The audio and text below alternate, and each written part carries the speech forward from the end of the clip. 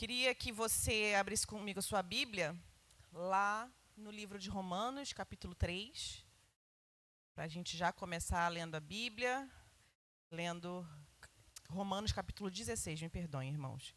Capítulo 16,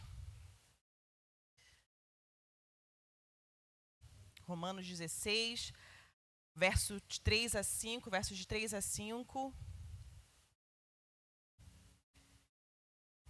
16, de 3 a 5. Você pode ficar de pé? Essa semana nós celebramos o dia do coração aquecido, o dia que o Senhor se apresentou a João Wesley como que um fogo que queimava o coração dele, como que um fogo que mudou a vida dele. E nós, o bispo Paulo Lockman costumava dizer, nós somos metodistas, nós lemos a Bíblia em pé. Então, queria te convidar a ficar em pé mais um pouquinho só, tá bom? Amém? Amém mesmo, gente? Elaiá, hein? Eu acho que hoje vocês estão cansados, hein?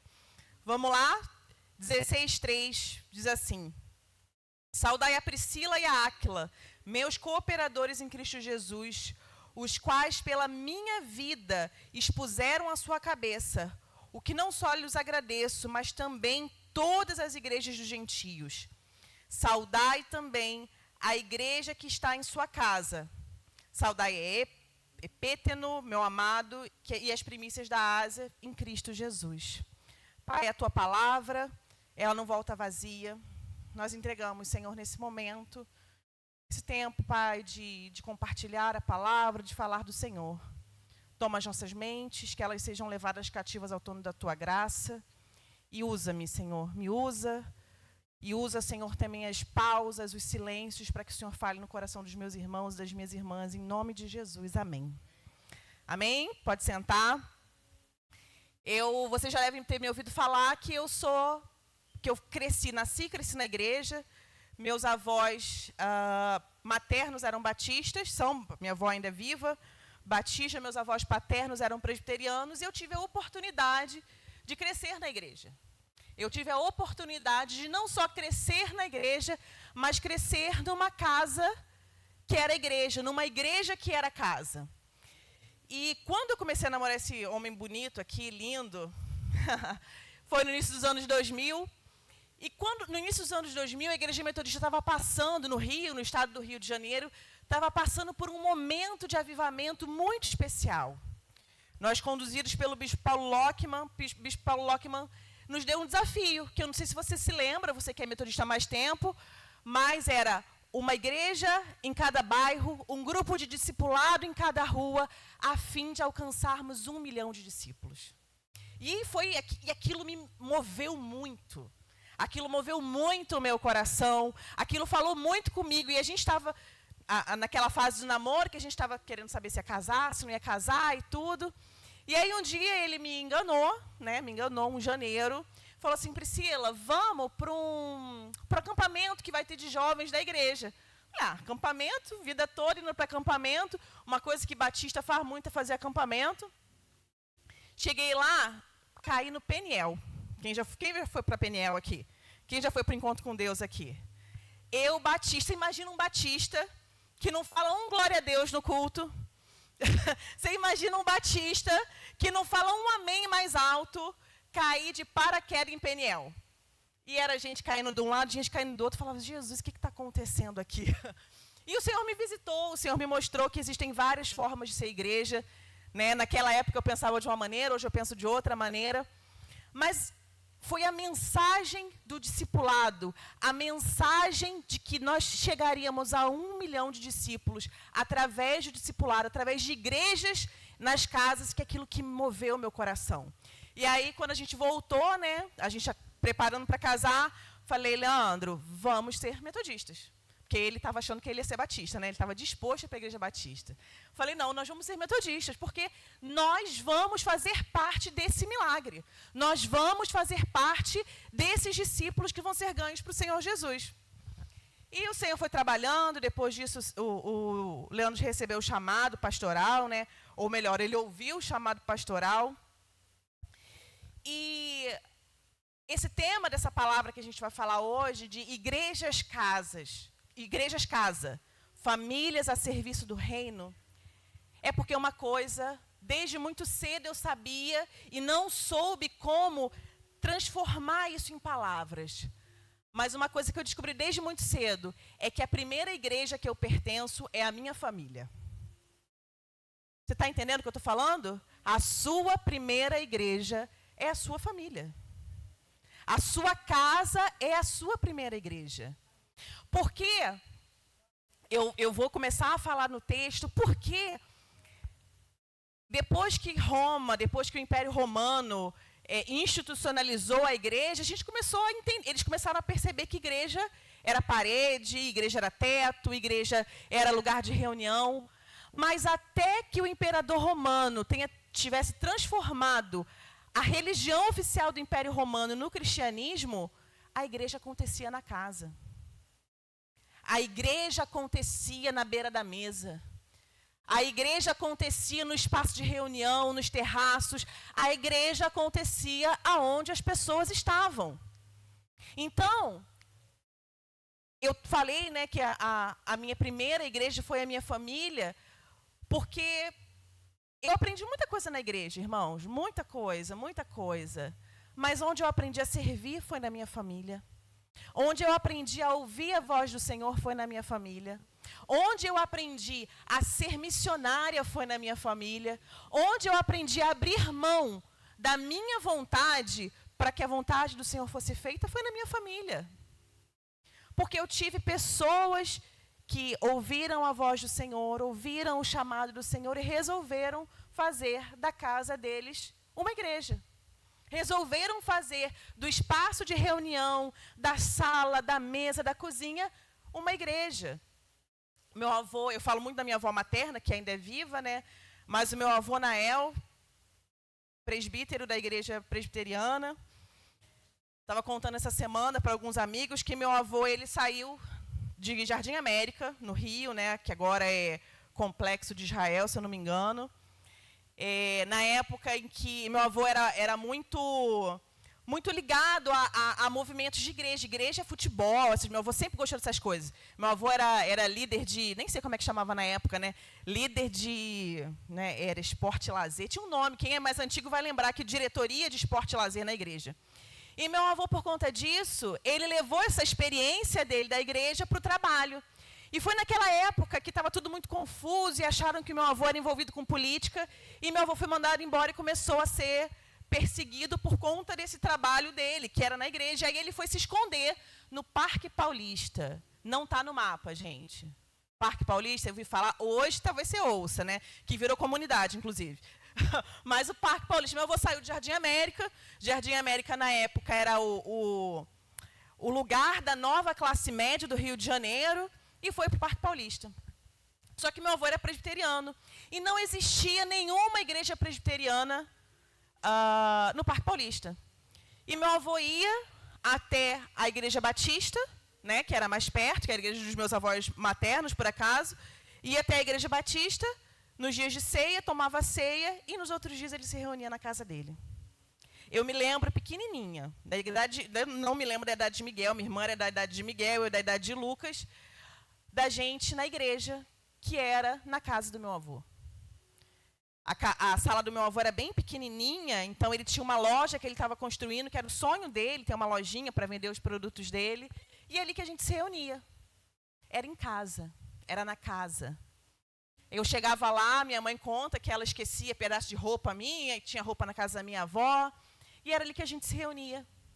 Porque a igreja vive na casa. Isso aqui, ó, essa reunião é muito bonita.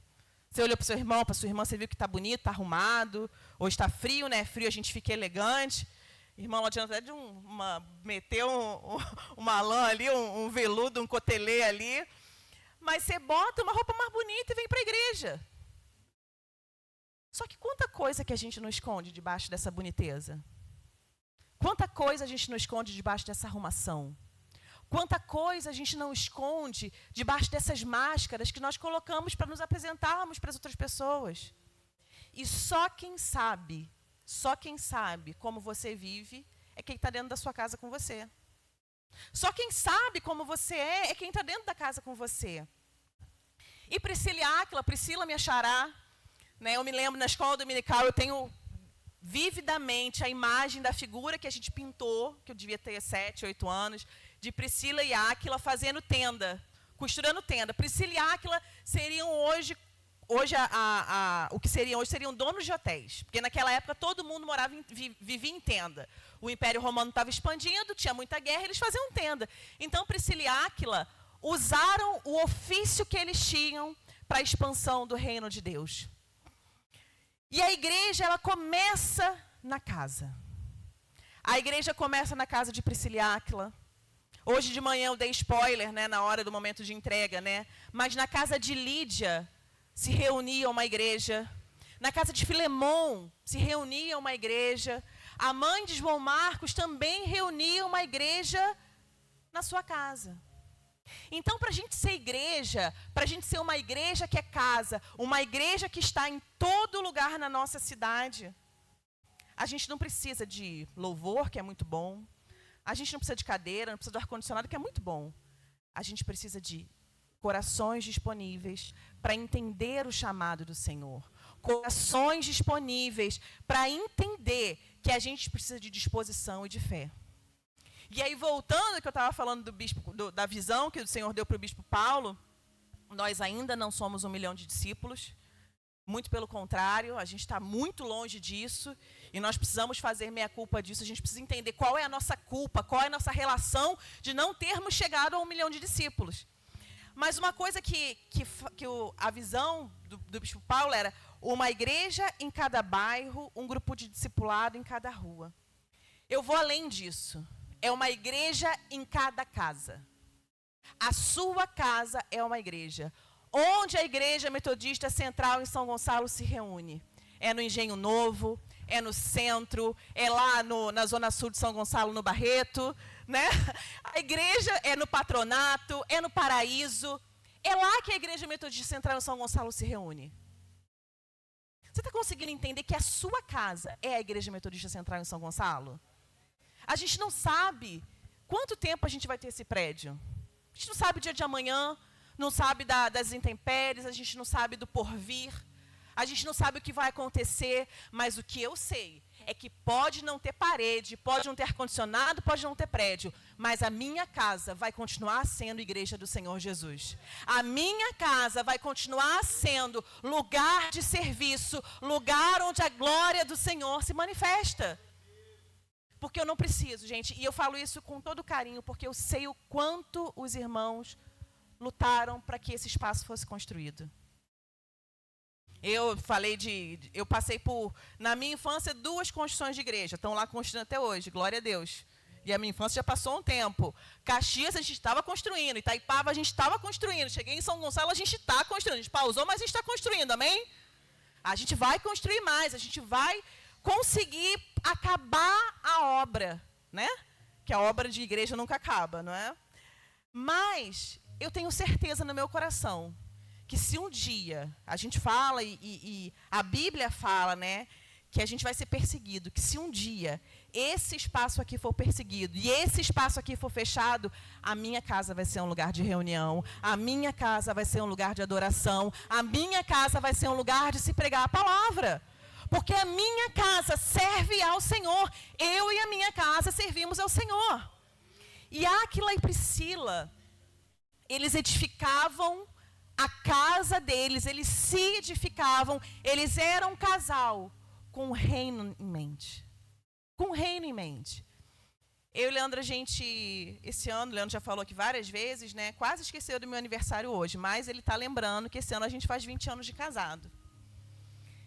E, irmãos, eu amo meu marido, amo minha família, amo minha casa, amo essa igreja, mas o meu casamento, o meu relacionamento, ele foi feito com o propósito que o reino seja estabelecido. Não é o Leandro pastor que tem esse propósito. Não é porque o Leandro é pastor, mas porque o nosso relacionamento, nós decidimos que o propósito do nosso relacionamento seria edificar o reino, edificar a igreja. E isso, às vezes, deixa a gente numa situação muito muito vulnerável, digamos assim.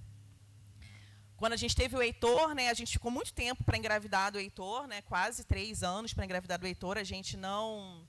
Eu não consegui engravidar, o Leandro já falou, que já fez exame, e estava tudo muito difícil e tal. Eu pensei, não vou ter filho, é isso que o Senhor quer de mim, e a gente engravidou do Heitor. E foi uma bênção. E o Leandro, a primeira nomeação dele foi na igreja mãe da gente, foi na igreja de Caxias. O Heitor ganhou presente até 10 meses. Até 10 meses, todos os cultos que eu ia para a igreja, que era todo domingo o Heitor ganhava um presente. O último presente foi da Sueli, irmã de Sueni, que ela veio dos Estados Unidos e trouxe uma roupinha de frio para o Heitor. Por 10 meses eu ganhei presente para o meu filho. E nós continuamos na igreja, e 1 ano depois, o Senhor falou com a gente, vocês vão sair de onde vocês estão e vocês vão para outro lugar. Nós deixamos a nossa igreja mãe, nós deixamos as nossas amizades de infância, do Leandro no caso, mas amigos que me receberam como de infância. Nós deixamos a nossa família, nós deixamos a nossa casa, a gente tinha acabado de reformar nossa casa novinha. Tudo com gesso rebaixado, construção que a gente fez, móvel modular, tudo perfeitinho, do nosso jeitinho. E a gente deixou tudo. Deixamos tudo lá. E fomos para Petrópolis. Agora, você imagina chegar, se vocês tiveram a oportunidade de ter o pessoal de Petrópolis aqui, de Itaipava, mas o petropolitano não é fácil não, tá, gente? Petropolitano, eles chegaram aqui rindo, a gente orou muito para chegar daquele jeito. O petropolitano só recebe quem ele conhece. Só recebe com quem ele já conviveu. Eu estava falando esses dias com colegas de um trabalho que petropolitano só compra de petropolitano. Agora você imagina, 2 caxienses, barulhento, o Heitor era desse jeitinho aqui do Lucas, né? Desse jeitinho, tá rindo, Aro? Na igreja tinha uma piscina, na igreja, gente. Chique, né? Mas você imagina segurar uma criança para ela não cair na piscina o culto todo. Aqui a gente segura a escada, né? Já pensou, Rodolfo? Pensou? Segurar para não cair na piscina fazendo 10 graus do lado de fora. E essa foi a nossa vida. Saímos do conforto da nossa igreja, saímos do conforto dos nossos conhecidos para a gente estar em Petrópolis. E passamos 8 anos lá. Tivemos mais 2 filhos, o Senhor nos deu graça, a igreja cresceu, a gente se sentia muito amado naquele lugar, eu me sentia muito amada, né? Fiz amigas lá, amigas que são sustento para mim até hoje, que oram comigo, intercessoras, familiares da fé. E aí o Senhor falou, vocês estão saindo de Petrópolis. Vocês vão para onde? São Gonçalo. Nunca tinha pisado o pé em São Gonçalo. E eu sou caxiense, tá, gente? Sou caxiense. Se você já foi em Caxias, você sabe que São Gonçalo não perde nada para Caxias. Mas eu nunca tinha vindo aqui. Eu não tenho um parente aqui. Eu não conhecia uma pessoa aqui. Mentira. Conheci a irmã Selma, irmão Idevir, porque eles são familiares de uma família de Caxias. Mas não conheci ninguém. E o Senhor falou, vai para São Gonçalo. Com um menino com 1 ano e 3 meses, o outro com 3 anos, um menino que estava transicionando e o Heitor estava aprendendo a ler depois da pandemia com amigos, e a gente saiu. E a gente foi embora. Mas sabe por que a gente saiu e foi embora? Antes de nós sairmos, né, o pastor que é para lá tinha sido nomeado, e o pastor falou para a gente, e o pastor não quis ir para Petrópolis. Ele tinha um problema, a esposa dele tinha um problema de saúde. E na época o bispo falou assim para a gente, olha, o pastor que eu nomeei para lá, ele não quer ficar na igreja, ele tem os motivos dele. Então eu quero saber se vocês querem ficar aqui em Itaipava. A gente falou, não, bispo, a gente vai para São Gonçalo, porque foi para onde o Senhor falou que a gente iria. Então viver para o reino não é confortável. Sabe por que não é confortável? Viver para o reino, teu sofá quebra. Viver para o reino, você cansa de fazer mudança às vezes. Viver para o reino, você não sabe se você vai ter o amanhã. Você sabe que você vai ter o hoje. Mas viver para o reino, quando você sabe do seu propósito, faz toda a diferença. Viver para o reino, quando você sabe do propósito da tua família, faz toda a diferença. Sabe? Eu e Leandro, nós somos extremamente comprometidos um com o outro. Muito comprometidos. E talvez Tem algumas pessoas que nem entendam isso. Mas na minha família, eu amo essa igreja, eu amo vocês. Mas a prioridade da nossa família, minha e do Leandro, é a nossa família. O que isso quer dizer? Que às vezes você vai ter um problema e a gente não vai conseguir te atender. E eu não estou falando isso porque eu sou ruim, não. Mas é porque os meus filhos, eles precisam ser agentes do reino também. E eles entendem que a nossa casa é a igreja. Quando a gente vai sair, né, celular, tablet, essas coisas assim, as crianças vão enjoando. A gente tem uma brincadeira quando a gente entra no carro, que a gente brinca de culto. Entrou no carro, começa o culto. Aí o irmão Tito, às vezes, dá a palavra, o irmão Heitor traz a palavra de oração, aí o Lucas faz uma oração ou canta um louvor. Porque eles sabem que a nossa família é uma igreja. Eles sabem que a gente ama vocês, eles amam estar aqui, amam estar nesse espaço. Ontem o Leandro foi para o culto do Coração Aquecido, eu fiquei em casa. O Tito estava dormindo na hora de sair de casa, que o Leandro saiu, e o Leandro tinha falado com o Tito, Tito, eu vou te levar. O Tito chorava porque ele queria estar na igreja. Mas chorava. Mãe, ele me fez ligar para o Leandro, e ele queria que o Leandro voltasse para buscar ele. Enfim, a gente precisa entender que a gente precisa construir lares missionários. Os meus filhos estão muito felizes aqui, graças a Deus. Mas se um dia a gente precisar levantar daqui, levantar voo e ir para outro lugar, eles também vão estar felizes, porque eles sabem que a gente tem trabalhado para o reino. Eles sabem quem é o dono da obra a quem nós pertencemos. E Áquila e Priscila, se vocês forem ler um pouquinho mais, lá em Romanos 18, Atos 18, vamos lá para Atos 18? Só para vocês não acharem que eu estou mentindo?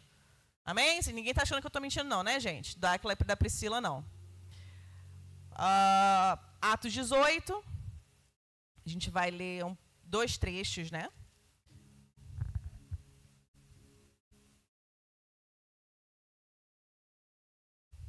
Hoje de manhã, minha Bíblia arrebataram o gel da minha Bíblia, agora estão arrebatando Atos 18.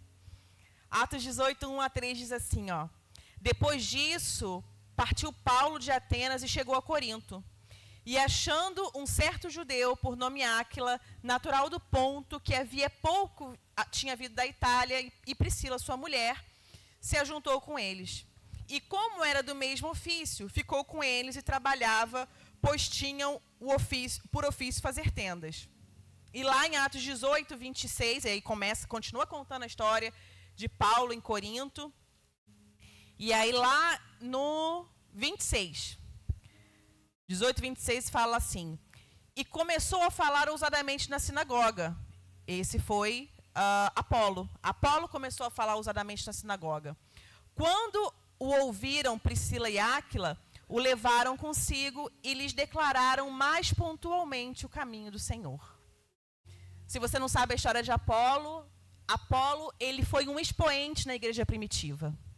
Ele foi um homem que conhecia da palavra, era um estudioso da fé, conhecia o batismo de João, mas não conhecia o batismo de Jesus.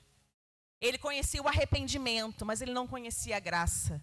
Ele conhecia o arrependimento, mas não conhecia a entrega. Então, Áquila e Priscila, depois que Paulo já havia partido, chamaram Apolo para sua casa e eles foram discipular Apolo. Olha que coisa interessante. Não tem nenhum tratado aqui falando que Áquila e Priscila eram pessoas letradas, eram pessoas inteligentíssimas, porque a Bíblia fala isso de Paulo, que eram mestres ou doutores da lei. Não tinha nada disso. Eles faziam tenda, eles ficavam com a mão cheia de calo. Você imagina segurar uma agulha grande, porque não é aquele negócio fininho, não. Pele de camelo, pele grossa. E eles estavam lá fazendo tenda.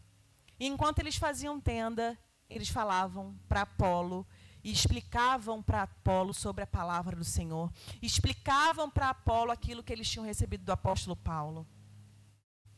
Você imagina, você tem a coisa mais prazerosa que tem na minha vida é eu falar, junto com o Leandro, de Jesus para alguém. A coisa que mais me dá prazer, que mais me dá alegria é, junto com o Leandro, a gente estar edificando alguém. Porque, gente, tem muita coisa boa para fazer em casal, amém? Quem é casado está me entendendo, né? Tem muita coisa boa para fazer em casal. Só que tem coisa que é eterna. Ter uma pessoa na tua casa, na tua sala, na tua varanda, entregando a vida para Jesus, porque você investiu um tempo nela, não há nada mais precioso que isso. Ter uma pessoa se arrependendo dos maus caminhos na tua casa, não tem nada melhor do que isso, gente. Sabe por quê? Porque a minha casa foi Deus que me deu. O meu espaço foi Deus que me deu. Lá em Caxias, quando a gente fez a nossa casa pensando em 2, né? E aí a nossa sala era bem pequititinha. Cabia um sofá de 2 lugares, umas 4 cadeiras e tinha um buffet enorme, né? Que eu vi, achei lindo, falei, vai ficar lindo na minha casa. Ocupou metade da minha sala o buffet. E a gente começou a receber uma célula na nossa casa. Eram pessoas que já tinham ido na igreja, mas não tinham se convertido. E a gente começou a ver pessoas aceitando Jesus na nossa casa. Gente, que alegria que era. A gente ficava horas depois, na hora de dormir, a gente não conseguia dormir, falando das coisas que Jesus estava fazendo. E a célula foi ficando pequena para a nossa casa, e uma das pessoas que se converteu na nossa célula falou assim, não, vamos agora lá para a minha casa que eu tenho um espaço grandão. E a gente foi para lá, para dentro de uma sala que era pequena e não foi cabendo. E a gente foi para a garagem e foi se expandindo. E pessoas foram aceitando Jesus. Por quê? Porque a gente resolveu, eu e meu marido, eu e Leandro, enquanto casal, a disponibilizar a nossa casa, disponibilizar o nosso relacionamento. Quem convive de perto comigo e com o Leandro sabe que a gente não é perfeito. Pelo contrário, a gente está muito longe de perfeito. Sabe, quando eu falo meu bem para ele, pode estar perto quem for, eu vou falar que está errado, vou chamar atenção, ele é a mesma coisa comigo. Ele menos, que ele sabe que eu fico mais chateada, que eu sou mais sensível. Mas a gente não vai se furtar de ser a gente mesmo porque tem outra pessoa passando. Sabe por que a gente não vai se furtar? Porque a gente faz o possível para não usar essas máscaras que a gente coloca para os outros. A gente faz o possível mesmo para ser o mais verdadeiro possível. Porque um casal que é crente briga, um casal que é crente se desentende, um casal que é crente tem dificuldades financeiras, um casal que é crente tem dificuldade na criação de filho, um casal que é crente tem a mesma dificuldade de quem não é crente. A mesma dificuldade. A gente faz questão de mostrar que é possível ser imperfeito, ser cheio de defeito, ser falho, mas com tudo isso é possível seguir, andar com Jesus e cumprir o propósito dele para a nossa vida. E a gente leu o capítulo de Romanos, né, no final de Romanos, que Paulo está saudando a igreja na casa de Priscila e Áquila. E lá em 2 Timóteo 4,19, também fala, se você quiser abrir, se você quiser marcar, também fala da igreja que se reúne na casa de Priscila e Áquila. Priscila e Áquila não tiveram só uma casa, mas eles foram migrando junto com o crescimento da igreja, para que a casa deles fosse uma casa de bênção, para que a casa deles fosse lugar de conversão, para que a casa deles fosse lugar de comunhão. Então, queridos, a nossa casa é um lugar de discipulado, a nossa casa é um lugar de comunhão, a nossa casa é um lugar de vida compartilhada. É vida que a gente compartilha, não é morte, não é uma coisa morta, porque aqui na frente vocês veem a versão mais polida do meu marido. É uma polida que vocês veem aqui, que fala muito bem, né? Muito impostado, voz bonita, roupa passada, porque ele passa, aleluia, glória a Deus. Não sou eu que passo, então quando meu marido chega aqui, a roupa não está bem passada, a culpa não é minha, tá bom?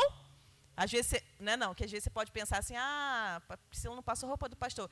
Nosso acordo é que eu não passo a roupa dele, e ele não passa a minha, que eu não passo a minha roupa, tá bom? Amém? Mas vocês veem a melhor versão do Leandro aqui. Lá na nossa casa, você vai ver a versão que perdeu a paciência. Lá na nossa casa, você vai ver a versão que dormiu um pouquinho depois da hora. Aquele que fica até de madrugada acordado, vem deitado do meu lado, parece que me acorda, né, bebê?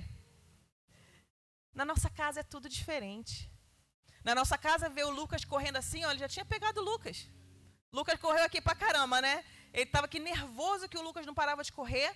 Eu nervosa, que se eu viesse para cá, via Lucas e Antonella, né? Ali que começava a correr mais ainda. Na nossa casa ele já tinha dado um jeito nisso. Mas aqui ele está polido, aqui ele está calmo, aqui ele está numa posição de que ele precisa conseguir. Então é na nossa casa que as coisas acontecem. É na nossa casa que a formação espiritual acontece. É na nossa casa que a gente pode fazer uma escola sobre Jesus. Eu falei com vocês da minha avó, né? Dos meus avós, mas a minha avó Miriam, que está viva até hoje, já com 92 anos, já com a cabeça que não funciona bem, já acamada. Primeiro texto da Bíblia que eu aprendi foi dentro de casa, foi o Salmo 23. Que ela fazia questão de noite, um tempo que ela tinha com os netos dela, de começar a declamar e recitar conosco, comigo, com os meus primos.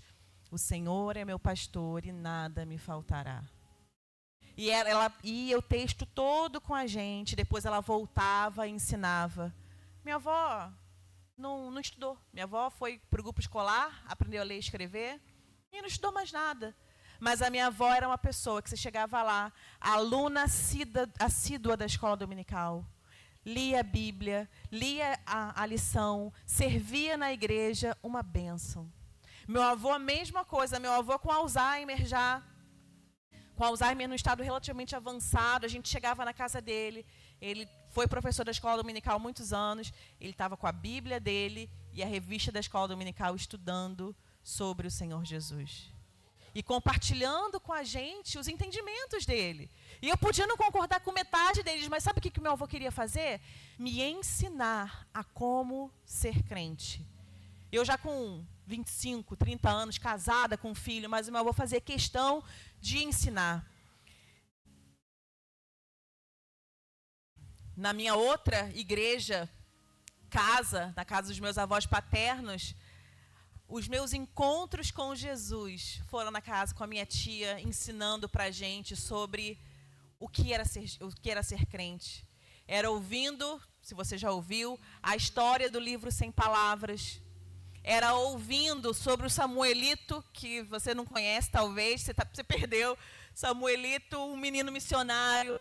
Era ouvindo sobre o prazer de fazer missão. Minha irmã, vocês não tiveram o privilégio de escutar a minha irmã ainda. Minha irmã é líder nacional das mulheres da Igreja Batista hoje. Minha irmã com 7 anos, você perguntava para ela, Marisa, o que você vai ser quando crescer? Ela falava, eu vou ser missionária. Minha irmã se formou em 2011. Em 2011, isso aí, 2011, minha irmã se formou missionária. Minha irmã é muito inteligente, gente. Fala muito bem, inteligente. Ela estava fazendo faculdade de Direito, super bem, já tinha sido oferecido bolsa para ela e tal. Ela chegou em casa um dia e falou com a minha mãe, mãe, eu não vou mais fazer Direito. Eu vou para o seminário de missões da igreja. E ela largou tudo. Largou trabalho, largou vida que ela tinha e foi ser missionária. Minha irmã está lá hoje, glória a Deus, numa cidade. Minha irmã está lá em Goiás, no interior de Goiás, plantando igreja. Porque a gente teve testemunho dentro de casa do que era ser missionário. Minha tia, que ensinou para a gente que era ser missionário, minha tia nunca foi missionária. Ela nunca conseguiu, missionária no sentido, gente, não de sair da casa dela para fazer missão. Minha tia nunca pôde fazer isso. A minha mãe sempre falava isso conosco, nunca pôde fazer isso. Mas nós podemos. Eu sou missionária, porque eu estou aqui fazendo a missão do Senhor. A minha irmã é missionária, lá no interior do estado de Goiás. Eu sou missionária em São Gonçalo, porque nós aprendemos na escola de Jesus dentro da nossa casa. A quarta coisa são as famílias que constroem o reino. Como eu falei, a primeira igreja de qualquer pessoa é o próprio lar. O que Josué fala? Eu e a minha casa... É isso mesmo? Estão certo mesmo, Ritinha? Porque o pessoal não falou não, né? Eu e a minha casa... Você tem noção disso? Você tem noção que o primeiro lugar de serviço é a tua casa? Você tem noção de que você, mulher, quando você lava uma louça, você está lavando a louça para servir a sua casa? Você, marido, quando você aperta um parafuso, conserta uma descarga, você está fazendo isso por conta de servir a sua casa? isso é muito poderoso. É muito poderoso. Porque a transferência do conhecimento na nossa casa não acontece só pelo que a gente fala, mas acontece pelo que a gente faz. Acontece por como nós somos. E por isso eu comecei falando que na nossa casa nós não vestimos máscaras. Na nossa casa não dá para ser outra pessoa. Então, se você precisa de uma transformação, eu vou dizer uma coisa para você. Comece na sua casa. Comece como você mostra o seu amor pelos seus filhos. Comece em como você precisa comunicar o amor de Deus para os seus filhos.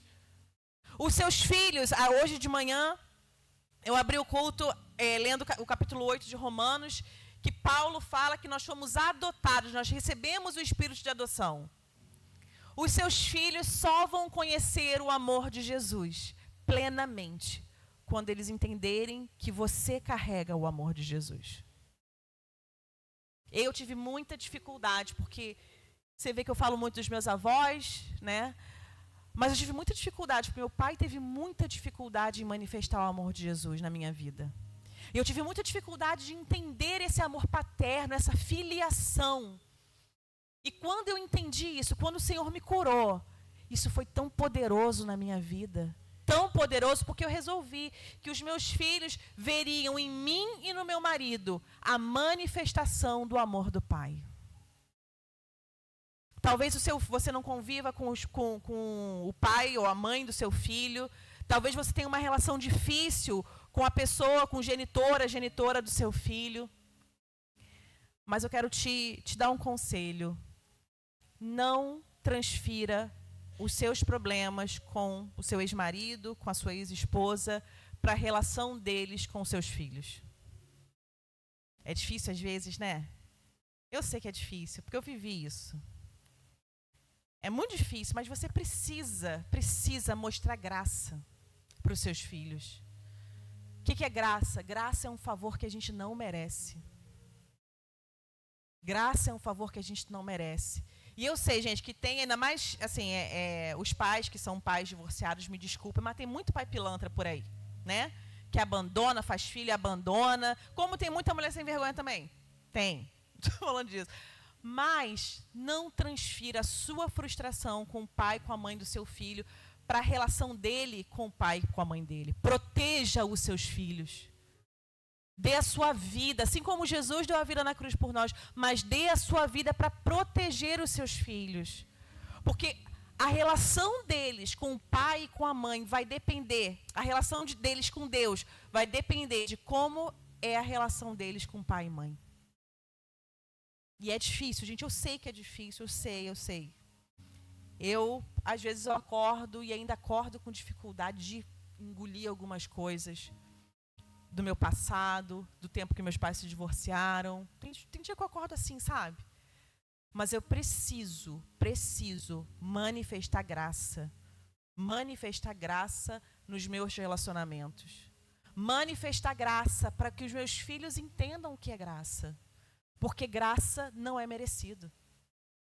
Não tem nada que eu faça que vá manifestar de uma maneira diferente a graça de Deus. Que vai mudar a maneira como Deus manifesta a graça dele sobre alguém. É graça. É não merecido. Então, a gente precisa entender que é uma fé vivida em casa, é uma graça vivida em casa, que destrói todo o sofisma, toda a mentira na vida dos nossos filhos. E a última coisa que eu quero falar é sobre quando os nossos filhos ainda não caminham com Jesus. É quando a nossa casa, além de uma igreja, a nossa casa é sementeira de fé. O filho pródigo, né? Ele está na casa. Ele vê o pai. O filho pródigo está ali. Vê o pai trabalhando, vê o pai se dedicando à família. Só que o filho pródigo resolve sair. E quando ele volta, a casa dele está lá para ele. E às vezes, eu sei que é difícil, mas às vezes você começa a colocar um juízo sobre o teu filho, sobre a tua filha, que você não deve colocar. Uma das coisas que mais me como é que eu posso botar isso numa palavra, que mais me choca é como a gente é pronto para julgar as outras pessoas. Como a gente é pronto para dar juízo de valor para alguém. E quando é o nosso filho, a gente quer ser mais justo, porque a gente está educando, certo? A gente tem aquela máxima, né? Eu vou bater para que o mundo não bata. A gente aprende assim. Só que quando o seu filho vira adulto, quando o meu filho vira adulto, eu não vou ter interferência na decisão dele. Como que eu vou interferir para que o meu filho entenda quem é o Senhor, para que o meu filho aceite o Senhor Jesus? Quando eu entendo que a minha vida precisa ser manifestada nele através da graça. Para entender, para que ele entenda que não vai ser o que ele vai fazer que vai mudar. É graça, é misericórdia. E você pode fala, filho, eu acho que você não está certo. Filho, eu acho que não é assim. Mas manifeste a graça na vida do seu filho, na vida da sua filha. Quer ver uma coisa que você pode fazer? Essa institucionalização da igreja que aconteceu no Império Romano, fez isso aqui. E quem é que ministra a ceia do Senhor hoje? É o pastor. Se você é metodista, você vai saber que o pastor é o que ministra a ceia. Não pode ser um evangelista, não pode ser um diácono, não pode ser um irmão. Quem ministra a ceia é o pastor. Só que quem é o pastor na sua casa, da igreja que está servindo na sua casa? É você. Traz o teu filho para a comunhão da tua mesa. Prepara uma mesa e fala, filho, filha, senta aqui comigo, hoje a gente vai comer junto. Ele não sabe por que ele está comendo, não, mas você está ministrando a ceia do Senhor, a ceia da presença na vida dele. Ministre sobre o seu filho de propósito, mesmo que ele não saiba que você está ministrando. Manda um WhatsAppzinho para ele durante o dia. Filho, orei por você hoje. Filha, orei por você hoje. Manda uma mensagenzinha, um coraçãozinho, um gifzinho, alguma coisa para o teu filho e para a tua filha, para que ele entenda que você o ama mais do que você julga. Nós estamos vivendo uma geração das verdades, dos relacionamentos líquidos, da pós-verdade. Os nossos filhos não aceitam mais o é porque sim. Essa geração não aceita mais o é porque sim, é porque eu quero. Não adianta se chegar no ouvido dele, e eu estou falando, gente, que é verdade, não adianta. Você fala, está errado, faça assim, faça assado, é desse jeito, é daquele jeito. Não adianta. Mas sabe o que adianta? Um coração servo que vai servir ao teu filho, à tua filha. Mesmo você sabendo que ele não está no caminho certo, mas clamando para que o Senhor se revele na vida dele, na vida dela. Porque não tem muita coisa que a gente faça. Eu lembro que eu era adolescente, e aí cresci na igreja. Hoje em dia, a igreja tem um monte de coisa para fazer, né? Graças a Deus, aqui a gente não tem ainda. Eu oro para que o Senhor levante um grupo para que trabalhe com os adolescentes. Eu oro por isso, mas a gente não tinha opção quando era criança, gente. Era igreja e igreja. E aí, meu primo e eu, a gente tem a mesma idade, e a gente queria ir para uma boate. Sei lá que boate que era, uma boate da década dos anos 2000. Aí minha tia falava assim pra gente, se Jesus voltar e vocês estiverem lá, o que vai acontecer com vocês? Gente, vocês acham que isso me impedia de querer ir para lá? Não. Se ele voltar, o problema é dele. Eu dava assim de ombro. O problema é dele.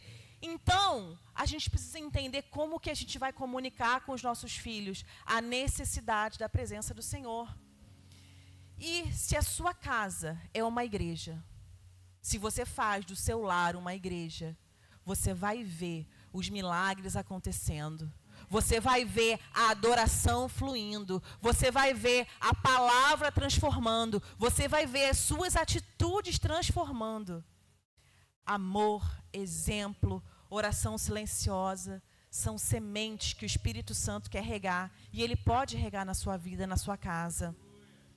O seu filho, eu já vi aqui algumas vezes, né, principalmente no culto, no café da manhã das mães, né? Algumas crianças, alguns filhos que vêm, porque os pais pedem, as mães pedem, né? O que a gente faz no dia que pode pedir de presente? A gente pede presente. Que pediram de presente Dia das Mães que as crianças viessem, que não são mais crianças, mas mãe, né? Viessem para a igreja. Eu já vi algumas crianças, alguns adultos que não entraram aqui. Não passaram da porta ali embaixo. Foram lá atrás, lá no salão social, tomaram café com a sua mãe, ficaram em família, mas não passaram do culto para entrar no culto. Ficaram aqui até a hora de acabar, mas não passaram para o culto. Mas o seu filho, ele pode rejeitar o culto, mas ele não vai rejeitar uma mesa, uma casa cheia de graça e de verdade. E por último, eu queria te convidar a ficar de pé, mas que a gente pense que os nossos lares são altares. Os nossos lares são altares. As nossas casas comuns, nossa casa cheia de limitação, com aquela torneira que vaza, com aquela pintura que está cascando, com o sofá que não está novo. Nossa casa comum é um lugar de Deus fazer coisas extraordinárias. É de você entender, no último domingo do mês que nós tratamos da família, que as nossas famílias são coluna dessa igreja. É você entender que é quando a gente abre a nossa casa para o agir de Deus, milagres acontecem e vão acontecer lá, mas vão acontecer aqui também.